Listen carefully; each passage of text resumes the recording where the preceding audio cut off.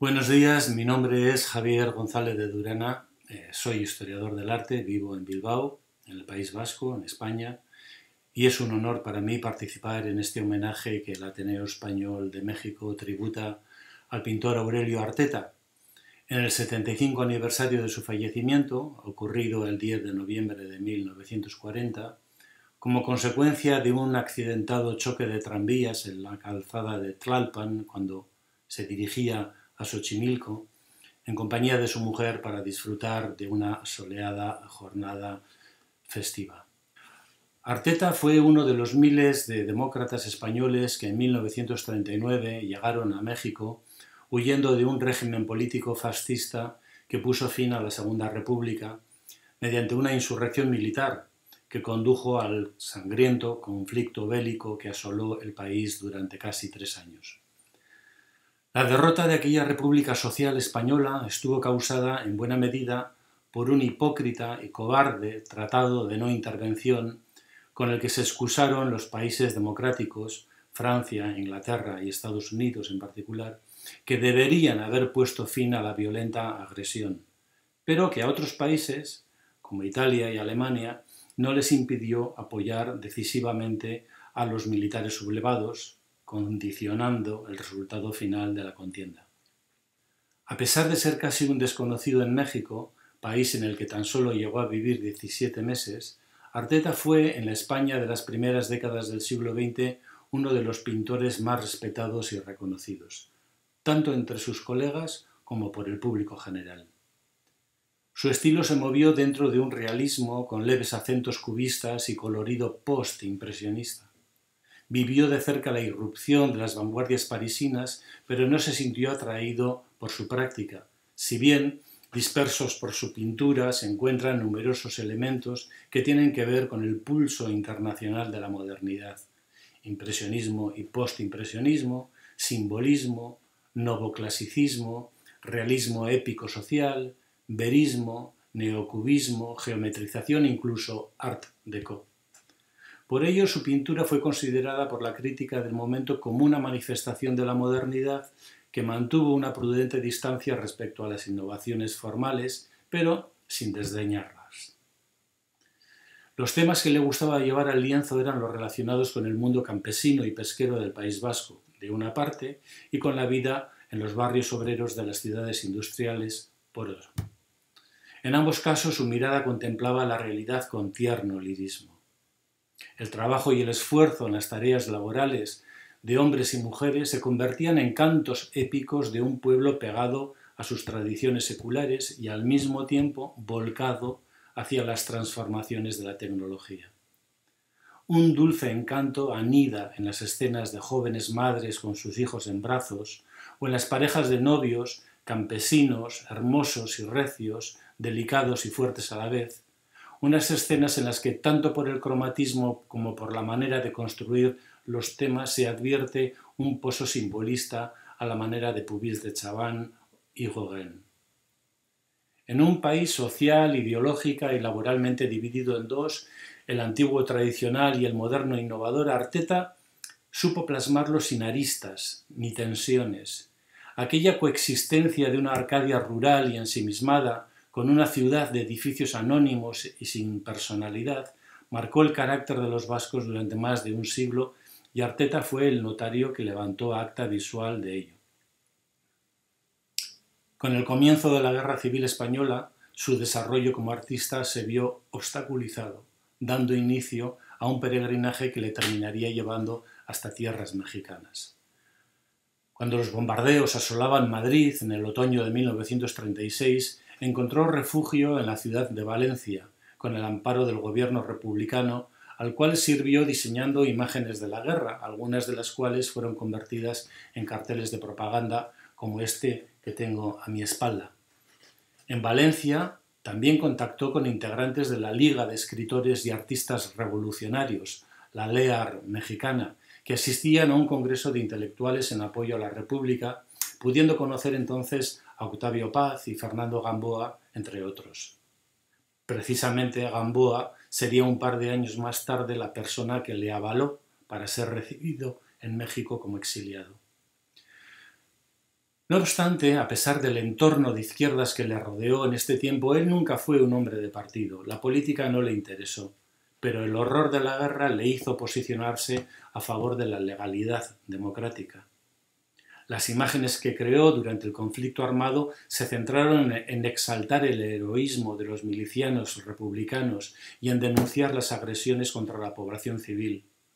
Curiosamente, su mundo iconográfico prebélico gustaba tanto a las derechas políticas como a las izquierdas, agradaba tanto a los nacionalistas vascos como a los españolistas, a los católicos como a los agnósticos.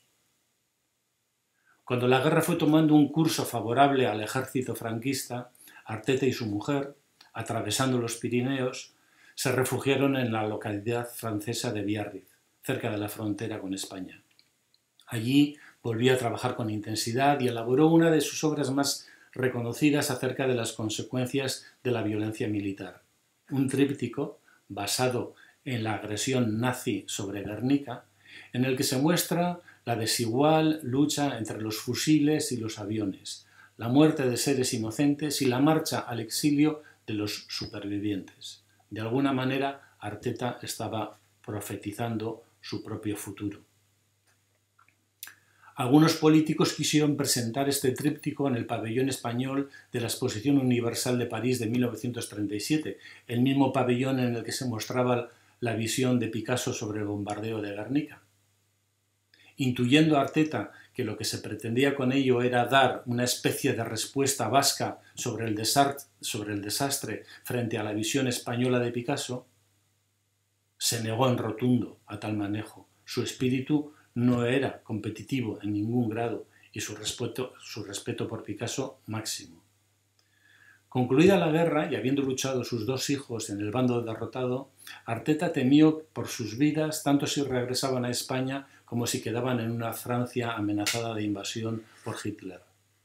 Este fue el motivo por el que a finales de mayo de 1939, tras ser confinados durante varias jornadas en el campo de concentración de Le Bercarès, la familia Arteta al completo embarcó en el Sinaia, rumbo a Veracruz, ciudad a la que llegó junto a miles de otros demócratas españoles gracias a la hospitalidad ofrecida por el gobierno del general Lázaro Cárdenas. La llegada del barco a México y el multitudinario recibimiento que dispensó el pueblo veracruzano a los demócratas españoles quedó plasmado en una preciosa imagen creada por Arteta. Su llegada a México, en un momento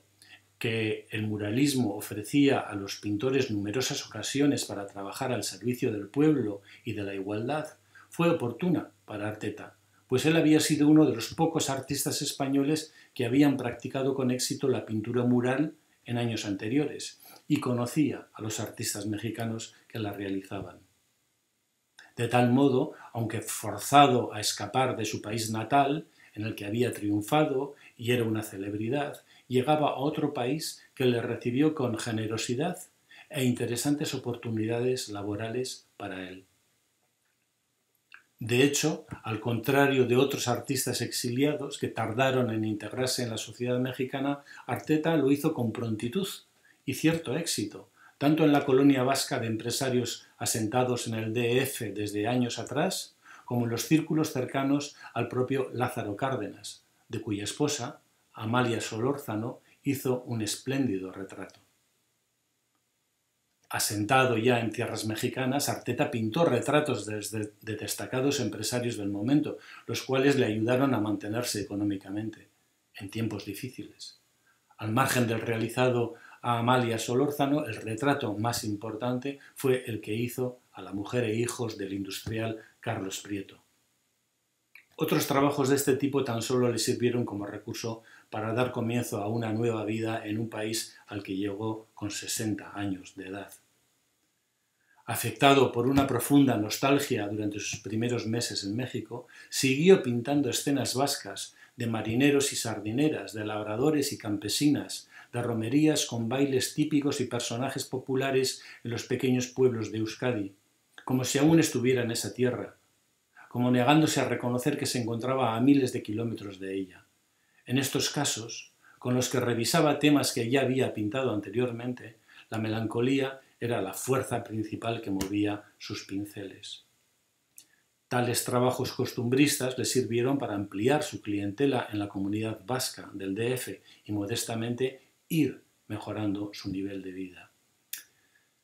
Sin embargo, los retratos no satisfacían sus deseos como pintor y el costumbrismo regionalista de su país natal se agotaba a medida que fueron acabando los clientes propicios para esta temática.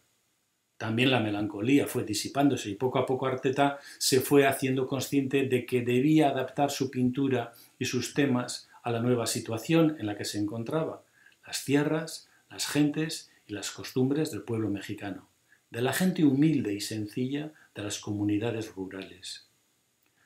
Su indigenismo vasco, natural por pertenecerle de origen, iba a ser sustituido por un indigenismo mexicano porque, aunque podría haber seguido pintando sus recuerdos, Arteta supo mostrarse receptivo a señas de identidad específicas de aquellos escenarios naturales y culturales por los que discurrió su biografía. La muerte le llegó cuando iniciaba ese camino indigenista local. Apenas un par de pinturas de sencillos campesinos, sentados sobre el piso o cabalgando, y algunos pocos dibujos testimonian su giro hacia lo vernáculo. Tampoco pudo realizar ningún mural, aunque recibió el encargo de acometer uno para el Centro Vasco de México, cuyo boceto esbozó, pero quedando en eso, en simple boceto. Hubiera tenido éxito en este terreno porque Arteta mostró siempre la vocación de construir imágenes rotundas, aptas para ese diálogo específico, visual, que desde tiempos inmemoriales se produce entre el espectador y el muro, un diálogo para el que se requieren unas específicas reglas de juego. Su agradecimiento a México, la fraternidad que unió a ambos pueblos en unos momentos decisivos de sus respectivas historias y el importantísimo papel que jugaron los políticos y embajadores del gobierno de Cárdenas en el socorro proporcionado a los españoles forzados al exilio, quedó plasmada en una entrañable imagen que regaló al embajador de México en Francia, Luis I. Rodríguez. Muchas gracias por su atención y buenos días.